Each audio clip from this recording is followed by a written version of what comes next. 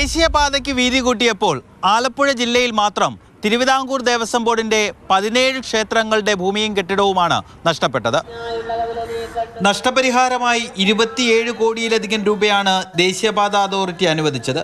പക്ഷേ തുക പൂർണ്ണമായും ദേവസ്വം ബോർഡിന്റെ അക്കൗണ്ടിലേക്ക് എത്തിയിട്ടില്ല. ചുറ്റുമതിലും അലങ്കാര ഗോപുരവും മറ്റ് ചെറിയ നിർമ്മാണങ്ങളും പൊളിച്ചതിന്റെ തുച്ഛമായ തുക മാത്രമാണ് ലഭിച്ചത്. ഇതൊരു സമൂഹം ഈ ക്ഷേത്രങ്ങൾക്ക് വേണ്ടി ഒരു കാലത്ത് നൽകിയിട്ടുള്ള സ്വത്തുക്കളാണ്. അതുകൊണ്ട് ദേവന്റെ സ്വത്തുക്കളാണ്. ദേവന്റെ സ്വത്തുക്കളായതുകൊണ്ട് ആ ഏറ്റെടുക്കുന്ന തുക പൂർണ്ണമായിട്ടും ആ ക്ഷേത്രങ്ങളുടെ വികസനത്തിന് വേണ്ടിയാണ് ഉപയോഗിക്കുന്നത്.